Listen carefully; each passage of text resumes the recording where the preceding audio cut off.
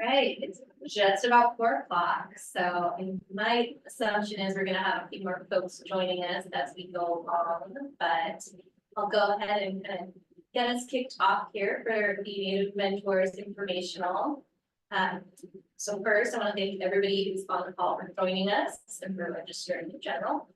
And then, just before we get started, I'm going to just do a land acknowledgement. I'd like to acknowledge that we are on the traditional land of the coastal Salish people. We honor with gratitude the land itself and its innumerable stewards, both past and present. So with that, I guess we can just shift over to the agenda. So for those of you on the phone, I'd like to just share a bit about what the Native Mentors Program is.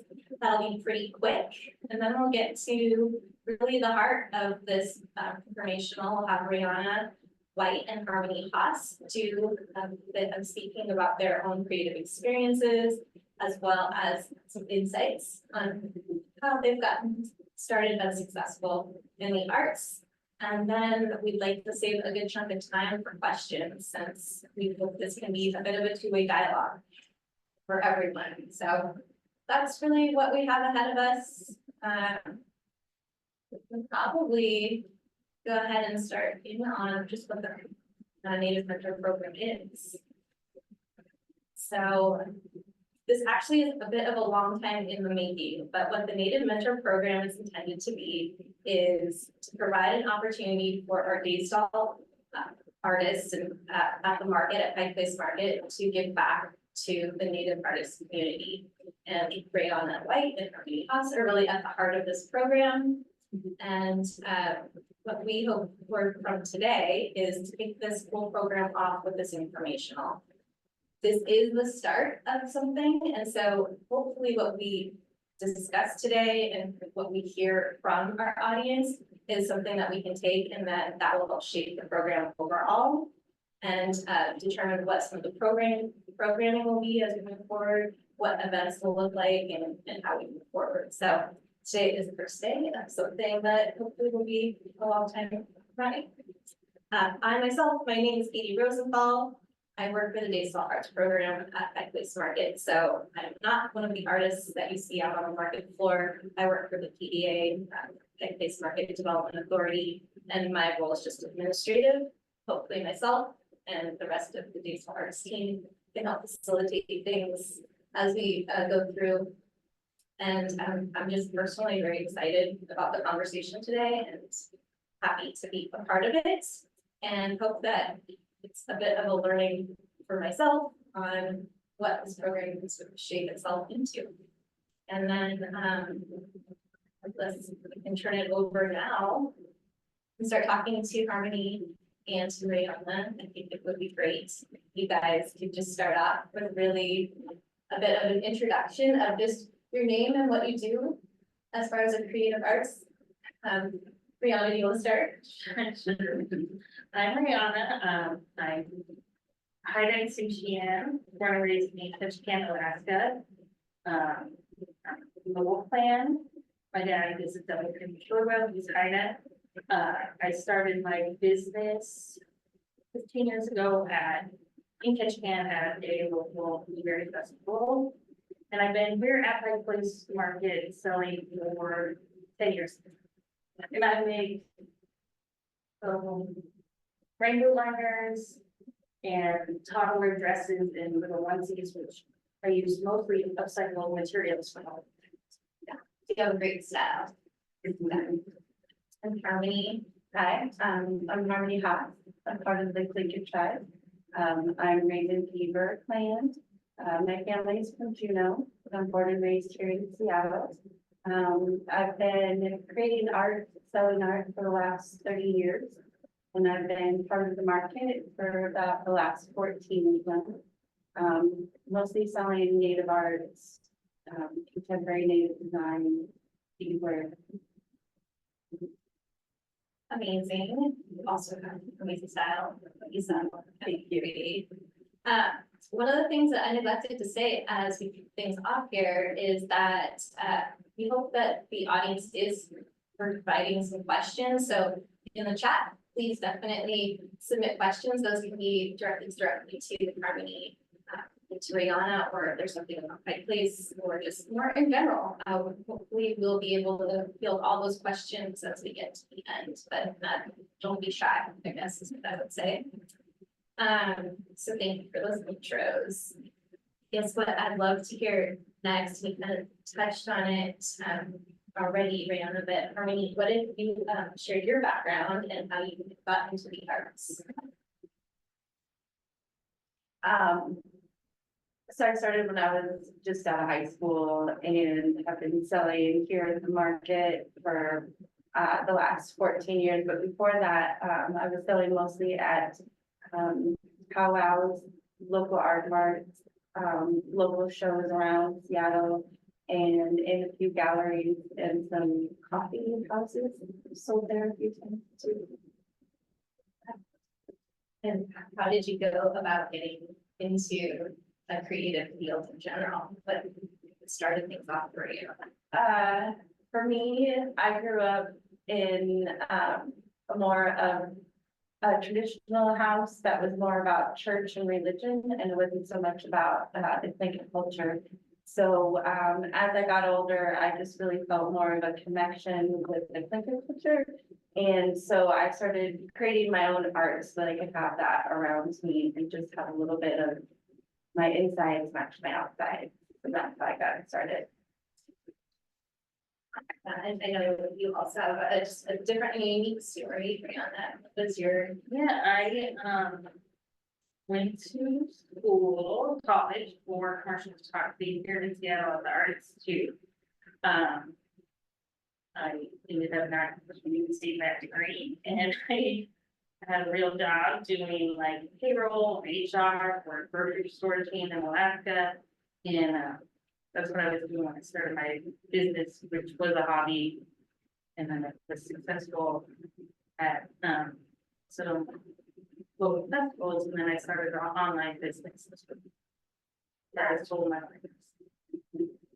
And so you each had a point at which you made the leap into your first shows, right? It sounds like there were lots of things that happened leading up to that, but do you mind sharing about how you picked your first show and what that was like? I don't know, Brianna, do you want to? Sure. I was part of the Arts Council in my hometown, and they have some like craft shows. They have summer one and then winter one, and the summer one's a lot of fun, and I loved going there when I was little. And I also wanted to sell there when I was like in high school, but you know, booth fee and having product and all that got a little funny. But as an adult, I made it work. And my first Blueberry Festival, I went there with like 30 liners, and I sold out halfway through the day and realized I don't think I might have something. And then the next festival, the Winter Arts Festival, the same thing happened. So you had all of your product, did you have all the appropriate signage? Did you feel like you were prepared on that first go? Prices were low, so that would be why I sold out. But yeah, I didn't really have a tag, I didn't have any signs, I just like makeshift the display, borrowed stuff from friends. And then when I started my online sales, it really picked up, and I was doing my real job and the online sales through Etsy. So I basically had 2 full-time jobs for 2 years, and then I moved back to Seattle, and that's when I decided I'm gonna really try and make this business work. Definitely want to dig into your Etsy experience, so we'll definitely come back to that. But Harmony, as far as your first show, or what led up to that, how'd you pick it? Did you feel like you were prepared? Absolutely not. I was 18 years old, just graduated high school. I had 2 folding chairs and a card table. And that was about it. No signs, no nothing, just talked with people as they came by and sold out. That first show was definitely the nineties, so t-shirts were a pretty big thing back then. They still are now, but They're coming back. yeah. Some big t-shirts too. Yeah. But it took a while for me to really kind of establish. Yeah, so, but that first show, was that one you picked because it was just proximity? It was just, Actually, it was the first powwow I'd ever even been to, but, it was something that was happening within that time frame. It was something happening in the area. It was something that was for natives, and I was selling, native art, so that's perfectly, we do that. that's, I mean, it's pretty amazing that both of you basically took a leap, tried something out that you had really no way of knowing what it were in, and you both sold out. And that's a very cool story. I would say, isn't necessarily the story for everyone, so, yeah. As far as then, you said, Brianna, that you moved back to Seattle, and then you sort of looked into the online aspect of doing sales. I was doing it online, I was on Etsy 2009, I think. And that kept me really busy. And, I became a Etsy feature seller that year, and that was kind of a big deal back then. We're on our homepage of Etsy, the landing page for 3 days, and it was whole bio and direct links to all my stuff, and I don't remember how many I was doing, it was a lot. Mhm. It was very exciting, and I still have Etsy shops to this day, and, I send people to my Etsy shop, if they want to buy it. So as far as when you did get up and running on Etsy, how did you know what it should look like? Did you have your logo? Did you have all of those things in place, or what was your inspiration? How did you polish what was really just kind of a startup business? Well, I'm lucky because I have a best friend who's a graphic designer. That's a great friend to have. And I also went to school for commercial photography, so I take my own pictures, and I had my friend who did all the graphic design work with me. I think the pictures, especially online, is one of the most important things, having nice pictures, and luckily with technology, that's something I can do. Yeah. Just over here first, and right now, I think most of my pictures are my phone. Yeah, definitely. It's come a long way. And Etsy is really user friendly, like it has tons of user guides. There's people who on TikTok and everywhere that can give you pointers. Yeah. It's not like you have to learn how to do coding. I maintain my Etsy shop. Yeah, that's amazing. Yeah. That you can just do it. I'll do it Any- at my table. I'll take, but new product photos and do it all. Yeah, so you're basically selling two platforms at once. Yeah. It's amazing. So as far as becoming one of the highlighted sellers on Etsy, what do you attribute that to? Was it your product or? Well, the product was something kind of new, people hadn't seen, but also the photos have. Yeah. You have those, right? Yeah. And so, for me, not necessarily as much of an online presence, but then you took your, where was next after your first show? How did things evolve for you? Because I was still so young at 18, I just kind of, did things during the summer.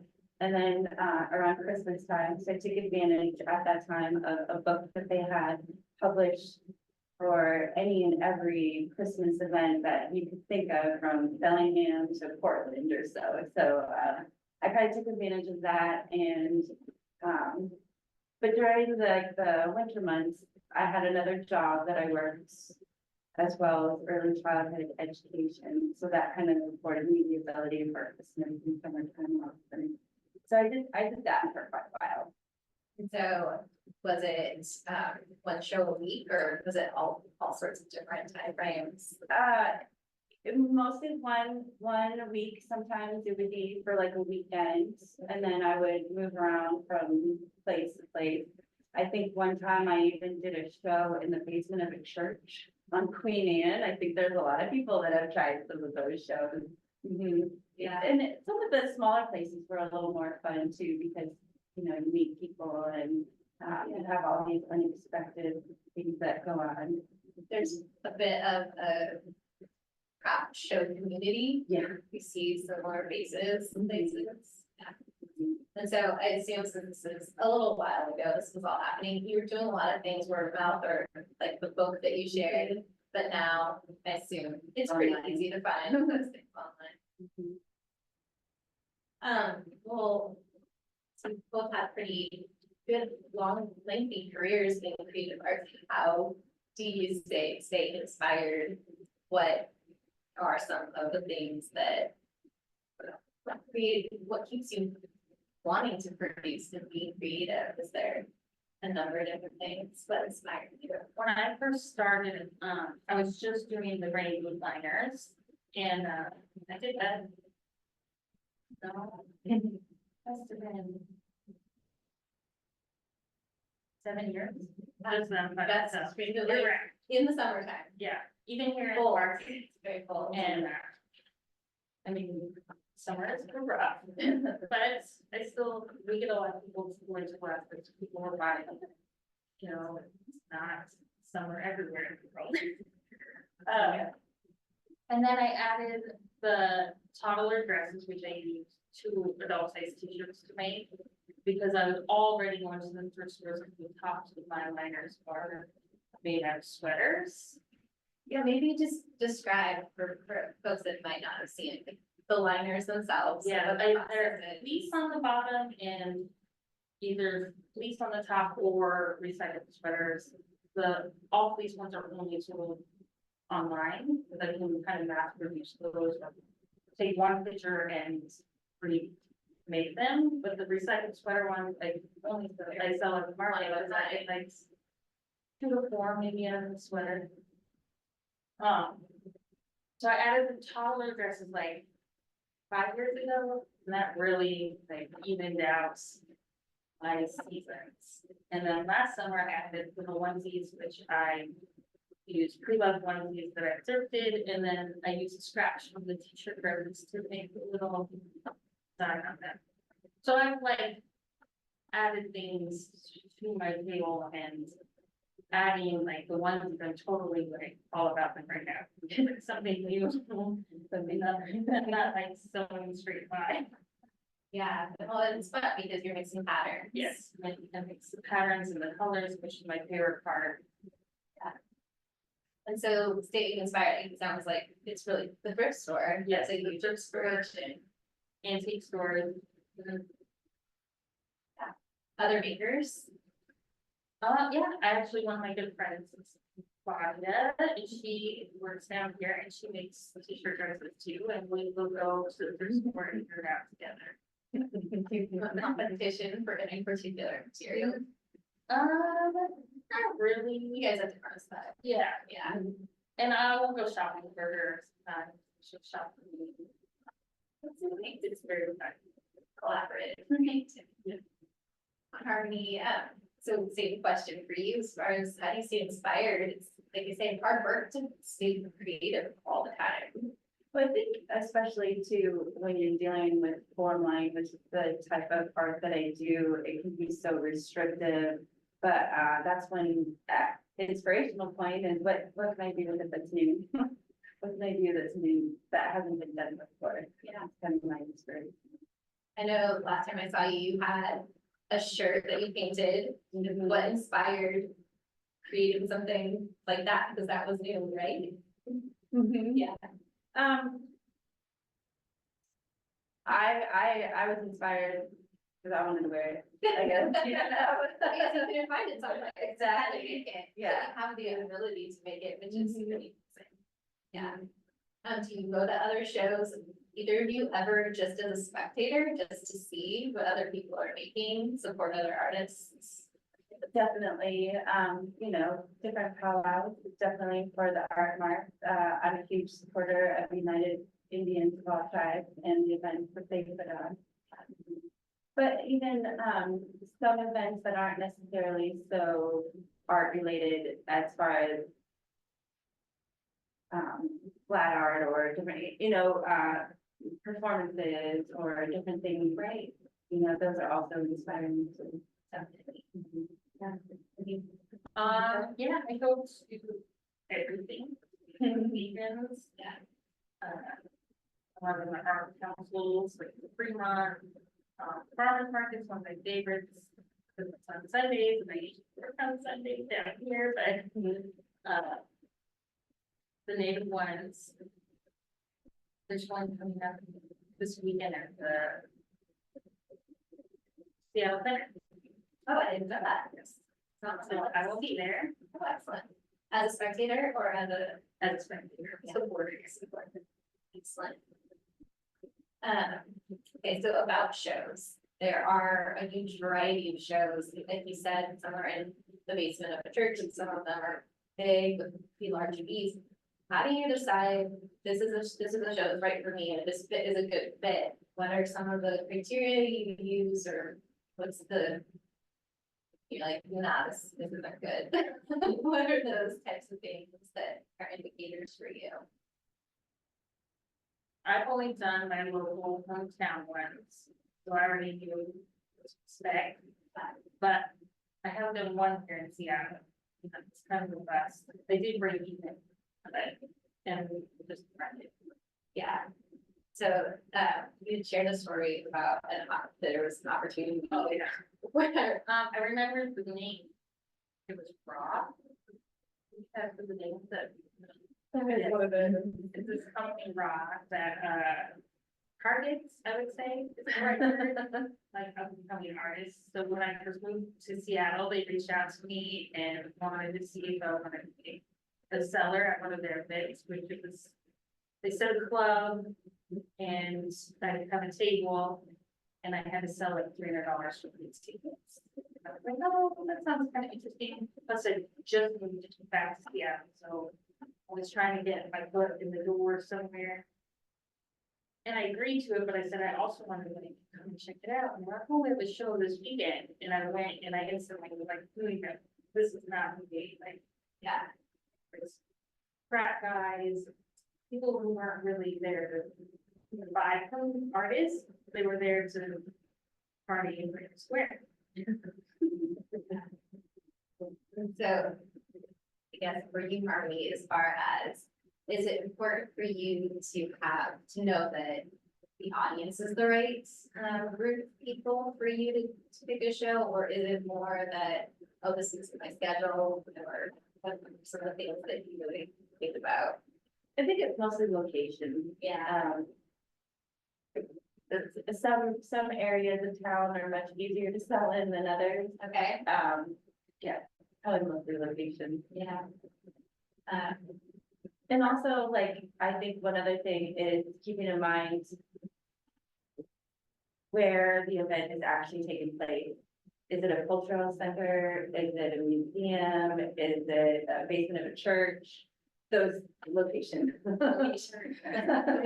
Location. Yeah.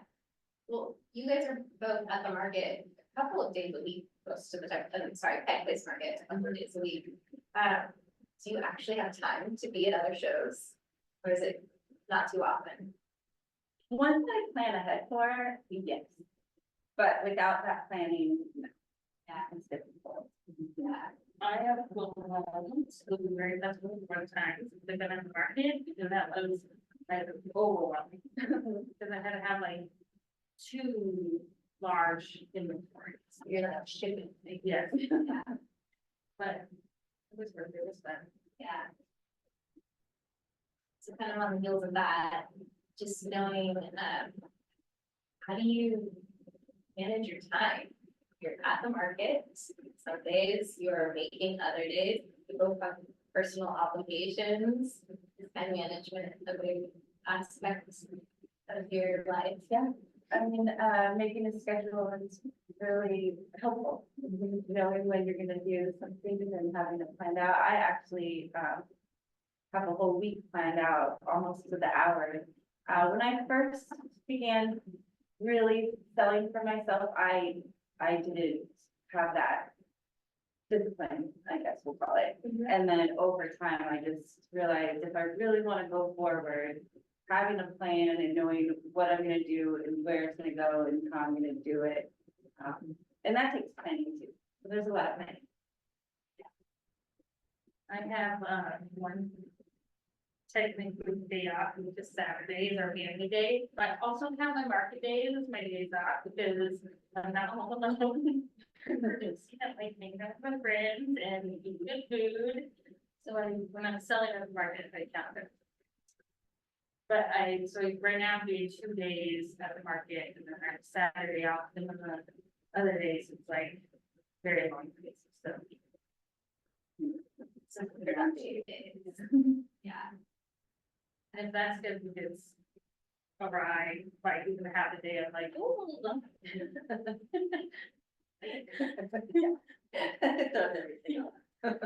Okay, so you touched on this already, that you didn't used to have that kind of schedule, and you used to be that as strict with things.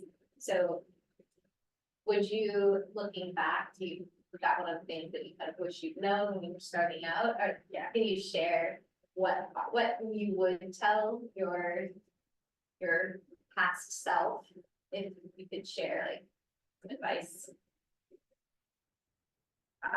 Definitely being on time management, and not necessarily time management, but, maybe setting more goals for myself and then having a time frame to come along with it. Yeah, And knowing that it's okay if I didn't quite hit my goal, but maybe making like, how far did I come to reach my goal? What are the next steps to reach my goal? And just kind of maybe checking in with myself a little bit more than just, oh, what am I gonna do next? do you ever have like a buddy that you're telling this to, that this is my goal, so that they can check in with you on it too? Time to time, I have had people in my life who have been able to do that for me. Yeah, and it was always super helpful, I think, and I just having someone to talk to about it, or someone being curious as to, oh, how's it going? Right, asking you, of course, you're gonna be like. Yeah. When I first started, I would post on Facebook, like, this is my goal, and I'd like give updates. Wow, reached the goal, I would just share it, but I was also supposed to be sharing my meeting. That's pretty brave, because you're putting it out there, and then you don't make that goal without all your, know about it, so. Very brave. Is there anything else that you could share with yourself, your old self as you started out?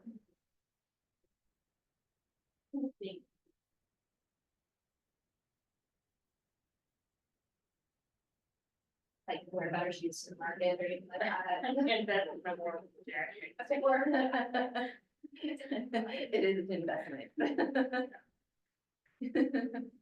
Yeah, well, I've asked you a lot of questions.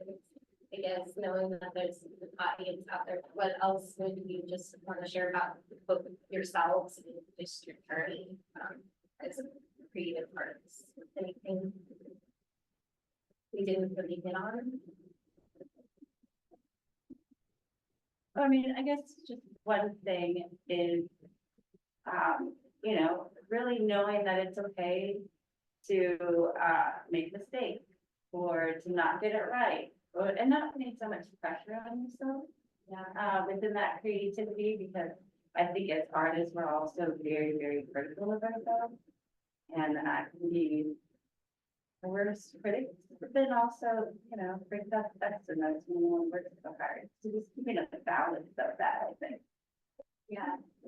Pushing yourself and not too far. Mhm. That's incredibly insightful. Important. Yeah. I would say, like, I've helped people set up their Etsy shops and all that, and it's all like, it doesn't have to be perfect. It's like, you have to start somewhere. Yeah. Even with like Instagram, we're like, I don't want photos on a or, they're not the best, and like, it's just putting it out there. And you shouldn't compare yourself to someone else, especially someone else who's in the same, like, field that you, that you're person, you have your own vision. I think it's so easy to forget that, but yeah, we should all look at that with the same, reason it is so helpful to put something on, to start something. Yeah. Yeah, I think I forget that. Wow, that really was the list of questions that I had. Wondering if we have any questions from the audience. We do. I can stop sharing so we can just focus on our speakers here. We've got a couple of comments in the chat. Feel free to put more in here, but the first one for you two is, what has been your feedback with doing shows that are non-native versus the native community held sales? Is there anything that helped you keep motivated to keep trying? That's kind of a question. Yeah, I've done a lot of shows outside of native events, and I feel like in this region, it's worked really well. I think sometimes being in native shows, it's two things. People go to buy native art, and then you're also surrounded by many native artists. But when you're going into a show outside of native art, you may be the only one creating native art, and so maybe more of a draw to what you're doing rather than being in such a surrounded by it. But I think location is another key to that question. I will say that I mostly sell more in the north end. And so there's a little bit more happening, like down in Tacoma and Puyallup, and a little bit farther down south, they're starting to do a lot more. But I think a lot more people travel up north for that.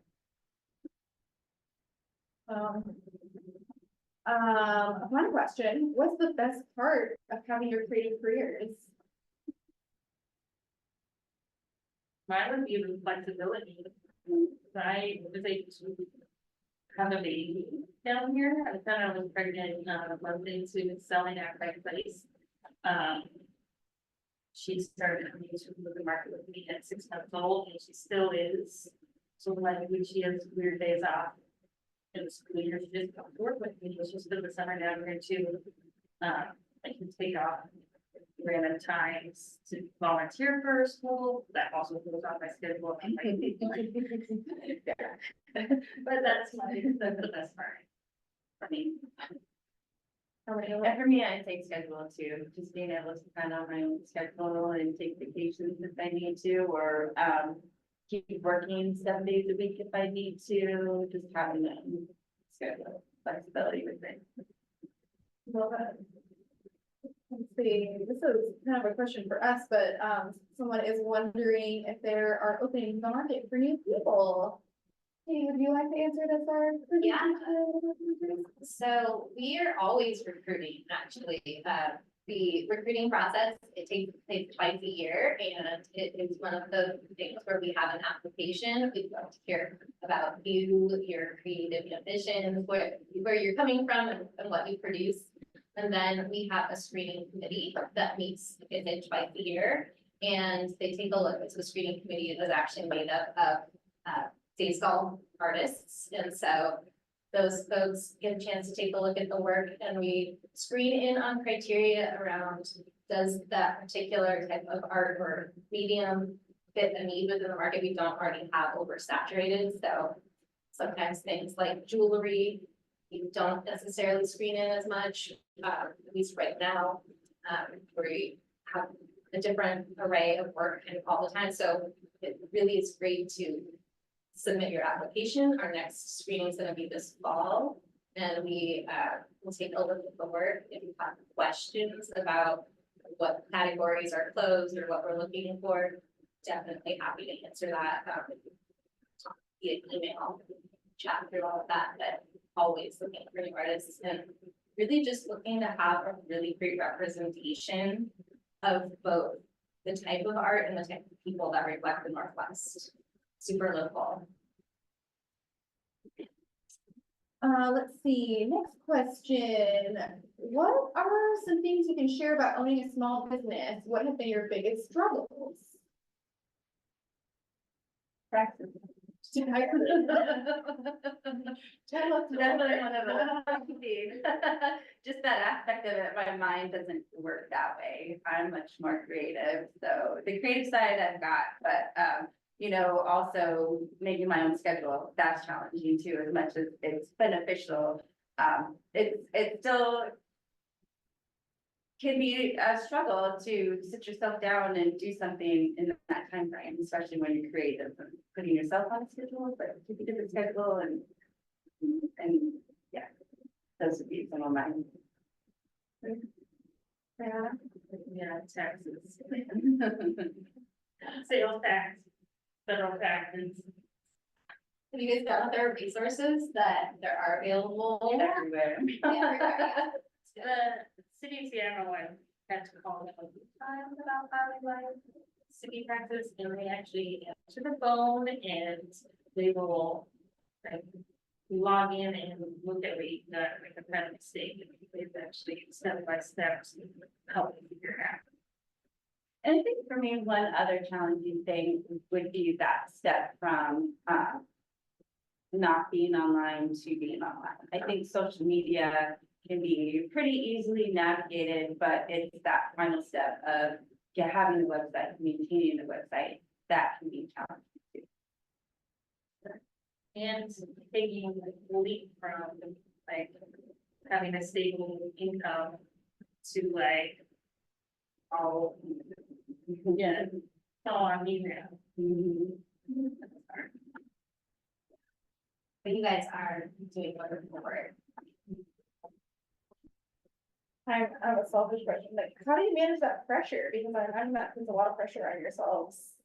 What coping mechanisms do you have, like, how do you navigate that pressure? For me, I really try to just stay focused on me and not listen to any of the outside noise. Because I started so young and because of the work I do is so contemporary, everybody has an opinion about it. And so at the very beginning, I could get so bogged down listening to everyone else's opinion. But at the end of the day, when you just strip that all away and you have your focus and you know where you want to go and you know what you want to do, just keep your eyes there. Mine is my mandatory Saturday off. That's like my day I don't do anything related to my business.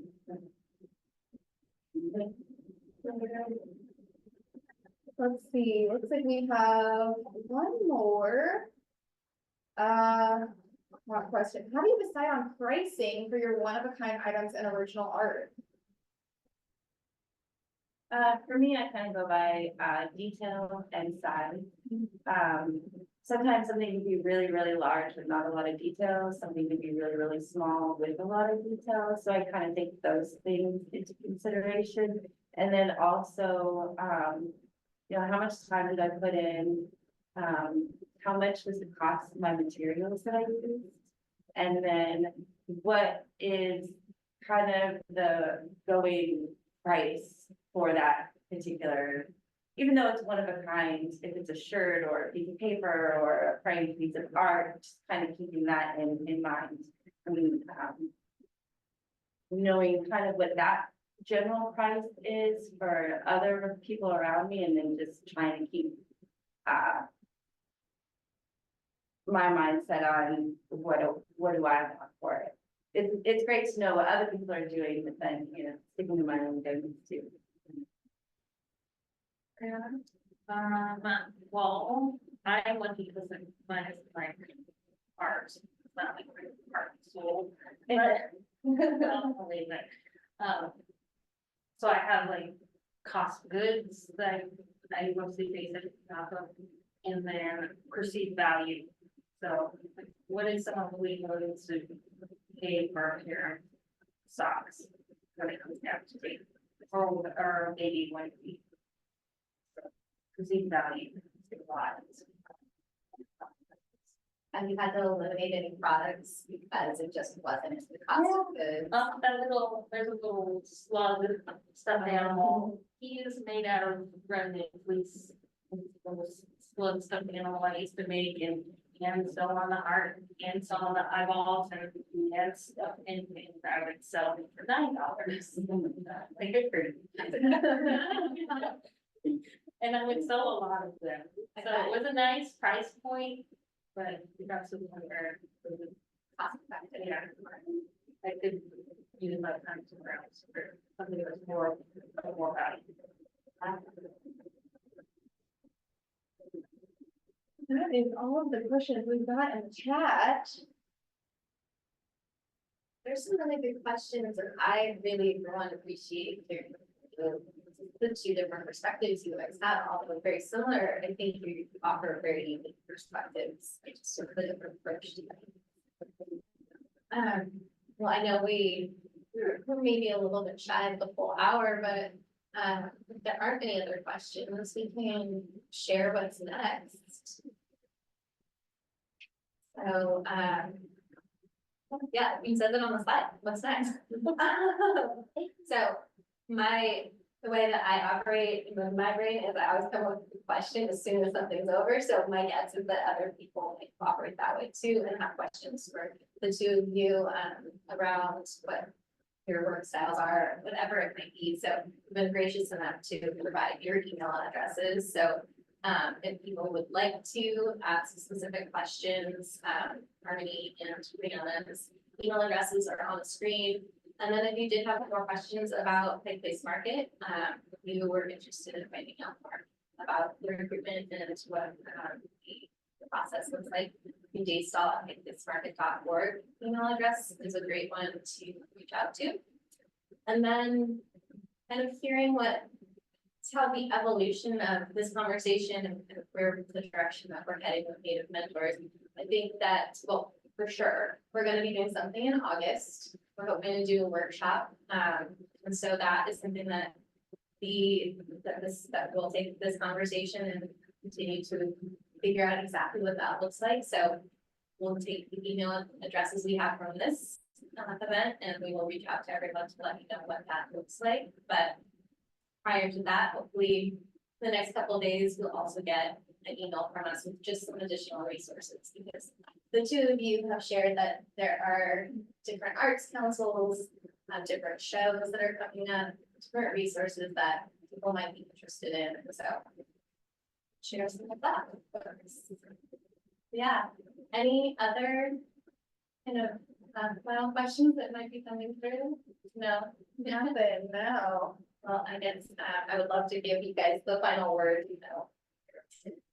Anything else that you would like to say? Just thank you for joining us, you know, and, thank you for taking the time to join us this afternoon. Here's that. For bringing in. And I'm happy to answer any questions about the market. About a year. Yeah, how long have you both been at this work? It's been 10 years for me. Wow. For me, it's 14, almost 15. About half my career here, which is 10. I mean, yeah. And you answer a lot of questions about the stories. Yeah. More Native mentor content to come. Thank you. Appreciate both of you for being here. Yeah, thank you. And making this happen. You too. Great, thanks everybody.